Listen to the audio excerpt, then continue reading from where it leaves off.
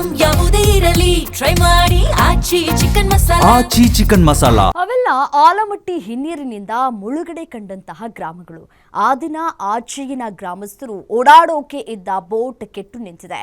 ಕಳೆದ 4 ದಶಕಗಳಿಂದ ಇಲ್ಲಿನ ಜನ ಬೋಟ್ ಮೂಲಕವೇ ಓಡಾಡ್ತಾ ಇದ್ರು. ಇದೀಗ ಬೋಟ್ ಕೆಟ್ಟು 2 ತಿಂಗಳು ಕಳೆದರೂ ರಿಪೇರಿ ಭಾಗ್ಯ ಮಾತ್ರ ಸಿಕ್ಕಿಲ್ಲ.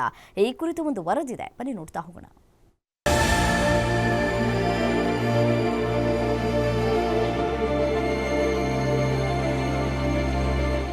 ಅನಾಥವಾಗಿ ತೇಲುತ್ತಿರುವ ಈ ಬೋಟ್ಗಳು ಕೇವಲ ಕಬ್ಬಿಣದ ತುಂಡುಗಳಲ್ಲ, ಇವು ಇಲ್ಲಿನ 8 ಹಳ್ಳಿಗಳ ಜನರ ಜೀವನಾಡಿಗಳು.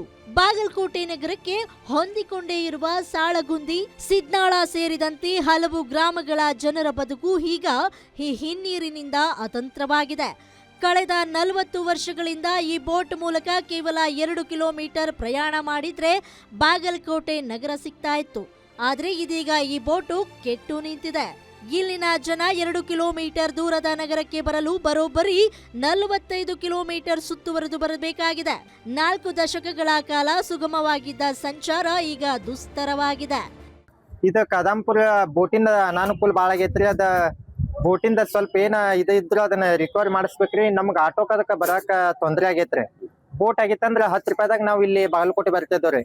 ಈಗ ಆಟೋಕ 120 ರೂಪಾಯಿ ಕೊಟ್ಟರು ಜಲ್ದಿ ಬರಂಗಿಲ್ರಿ. ಅದ ಈಗ ಬೋಟಿಂದ ಆಗೈತ 10 ರೂಪಾಯಿದಾಗ ಇಲ್ಲಿ ಬಜಾರ್ಕ ಇದ ರೈತರಿಗೆ ಅದ ಅನುಕೂಲ ಇತ್ರಿ. ಈಗ ಹಾಲಿನ ಪುಟ್ಯಾರ ಅಂತ ಬರ್ತಾರಿ, ಕದಂಪ ಕಾಲೇಜ್ ಹುಡುಗರು ಸ್ಟೂಡೆಂಟ್ ಬರ್ತಾವ್ರಿ. ಈ ಕೈಪಲ್ಯದಾರ ಅಂತ ಬರ್ತಿದ್ದೇವ್ರಿ. ಈಗ ಬೋಟ್ ಬಂದ್ ಆಗಿದ್ಕ ಎಲ್ಲಾ ಅನಾನುಕೂಲ ಆಗೈತ್ರಿ. ಬಸ್ಸಿಗೆ ಬರಾಕು ಆಗಂಗಿಲ್ರಿ. ಈಗ ಆಟೋಕ್ ಬರ್ಬೇಕಂದ್ರ 50 ಕಿಲೋಮೀಟರ್ ದಾಟಿ ಬರ್ಬೇಕ್ರಿ. ಏನೋ ಈ ಬೋಟು ಹಾಳಾಗಿದ್ರಿಂದ ಕಳೆದ 2 ತಿಂಗಳಿನಿಂದ ನಮ್ಮ ಓದು ಬರಹ ಹಾಳಾಗ್ತಾ ಇದೆ ಮತ್ತು ಕಾಲೇಜಿಗೆ ಸರಿಯಾಗಿ ತಲುಪಲಾಗ್ತಾ ಇಲ್ಲ. ಅಧಿಕಾರಿಗಳಿಗೆ ಎಷ್ಟು ಹೇಳಿದ್ರೂ ಪ್ರಯೋಜನವಾಗ್ತಾ ಇಲ್ಲ.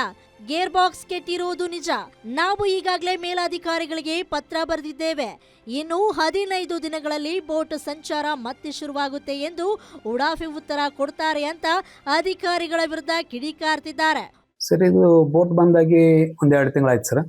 ಏನಾಗಿದೆ ಅಂದರೆ ನಾವು ರಿಪೋರ್ಟ್ ಮಾಡಿದ್ದೀವಿ ಸರ್. ಆ ಪ್ರಕಾರ ನಮ್ಮ ಇಂಜಿನಿಯರ್ ಎಲ್ಲ ಮೊನ್ನೆ 4ನೇ ತಾರೀಕಿಗೆ ಬಂದು ಇದೆಲ್ಲ ಪರಿಶೀಲನೆ ಮಾಡಿ ನಮ್ಮ ಹೆಡ್ ಆಫ್ ಡಿಪಾರ್ಟ್ಮೆಂಟ್ ನಿರ್ದೇಶಕರಿಗೆ ಅವರು ಪತ್ರ ಬರೆದು ಅವರಿಂದ ಪರ್ಮಿಷನ್ ತಗೊಂಡು 1 ವಾರದಲ್ಲಿ ಅದನ್ನ ಕೈದರ ಪಟ್ಟಿ ಕರೆದು ಅದೊಂದು ರಿಪೇರಿ ಮಾಡುವಂಥದ್ದು ಪ್ರಕ್ರಿಯೆಯನ್ನು ಮಾಡ್ತಾರೆ ಅಂತ ಹೇಳ್ಕೊಂಡು.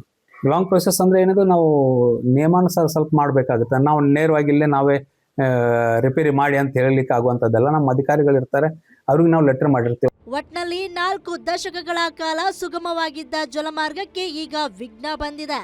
ಜಿಲ್ಲಾಡಳಿತ ಕೂಡಲೇ ಎಚ್ಚೆತ್ತುಕೊಂಡು ಜನರ ಹಣ ಮತ್ತು ಸಮಯದ ಹೊರೆ ಇಳಿಸಬೇಕಾಗಿದೆ.